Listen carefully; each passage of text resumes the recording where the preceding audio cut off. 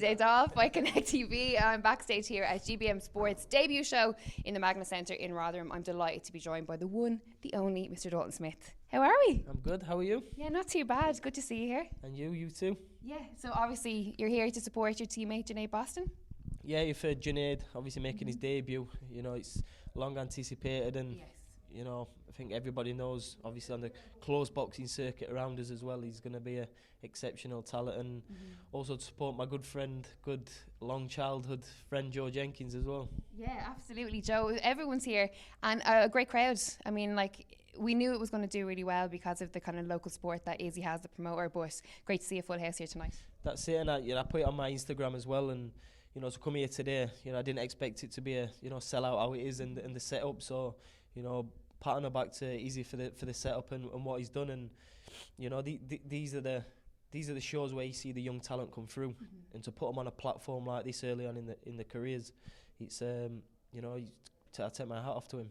How does it feel for you? Because, I mean, you're at a stage in your career now where all these guys are looking at you and look at the stage that you're on and being like, that's what I want to be achieving. That's where I want to be when I have a couple of fights down the line in my career. So for you coming back into an environment like this, like, what's the feeling that you have? They always say you can't beat the feeling and the atmosphere of a smaller hall show.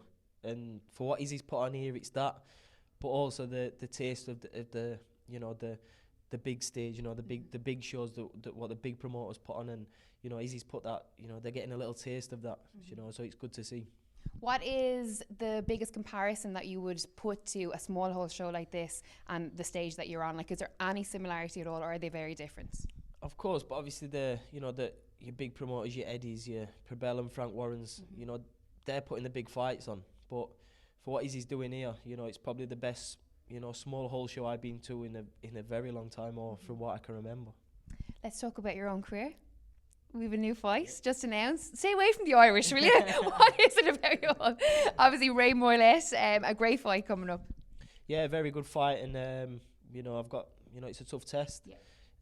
You know, respect to Ray Moylette, he's a very good fighter, and you know, these fights I'm taking now, they test what I need. You know, if I'm going to progress and I'm going to reach the top, these are the fights I want, and you know, it's only my 9th fight. I don't want no easy fights, and then I'm expecting Ray Moylette to bring more to the ring than what I've had in my previous fight. So yeah, I'm looking forward to it. I mean, anyone that knows Ray and knows or has seen any of his previous fights, like you say, he's going to come to fight. He's going to want to get that win. He's going to want to have that big name on his win records. So it's going to be a great fight for the fans, and it's going to be an exciting fight. You're now at that stage where people are looking at you as like a scalp. You know what I mean? Or they're like, he's the guy. He's the guy that everyone is championing. He's the one to beat.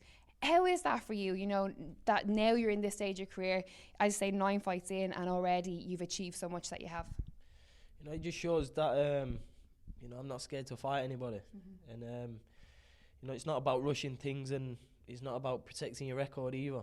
And I've proved that in my last couple of fights, you know, from the Nathan Bennett fight from Fight Camp. You know, you look at every fight from that, it's been a step up.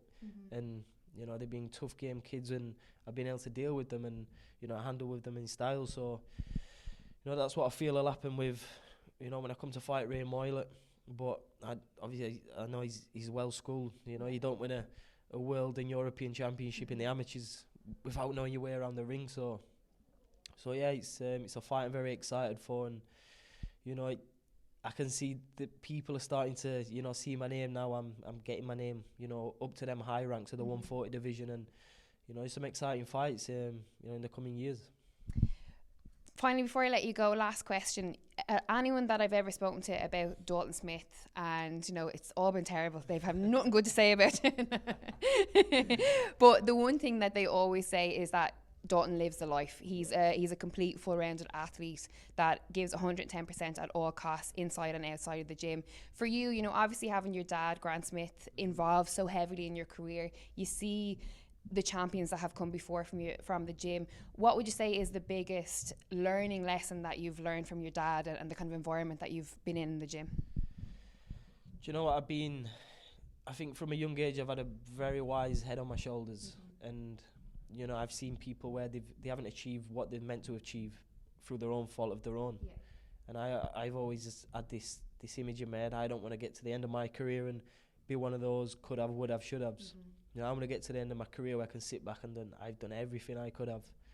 And then the party can come along after. But I've got, you know, if you look, I'm 25 now.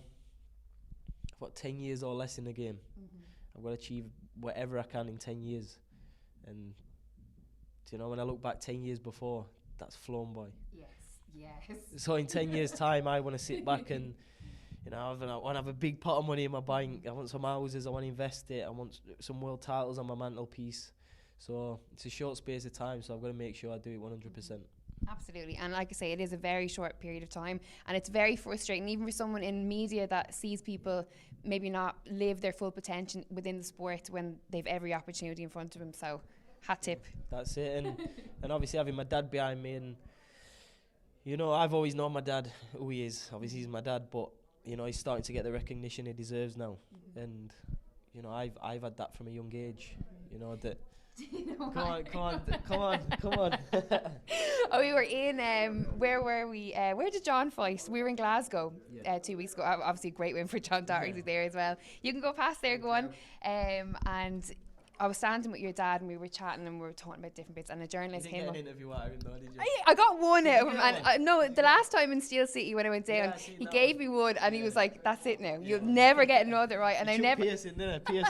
I was impressed with He was Pierce. like, "Come on, poor Pierce didn't want to do it either." But some journalist came up to him and said, "Grant, you know, please, can we get you into the interview?" And he was like, "No, absolutely not." And the journalist goes to him, "You know, if you'd done more interviews, you probably get the respect that you deserve."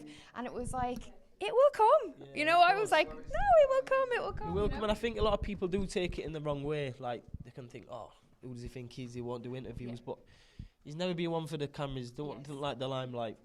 My dad gets his enjoyment in walking his dogs in the morning, and you know, just live. He's not in it for the limelight. I think he believes he'll get his fighters will come to him through his success, not through his, you know, how he speaks on camera or how many interviews he does. And, you know, there's not many people in the game like that, and, you know, you just got to respect it. But I think a lot of people can take it in the wrong ways, though. It's an ego thing, or he's too good for an interview, but he's just not into that. Well, I got one off him, so sod it.